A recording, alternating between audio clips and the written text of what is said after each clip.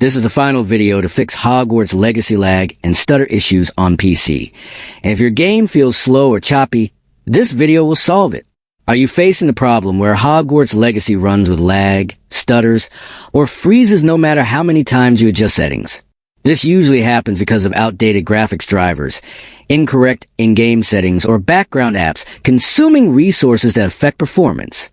Most solutions online are long, confusing, and full of steps that are hard to follow and often don't work. That is why Rexus is sharing a simple secret trick that instantly reduces lag and stutter, making your gameplay smooth.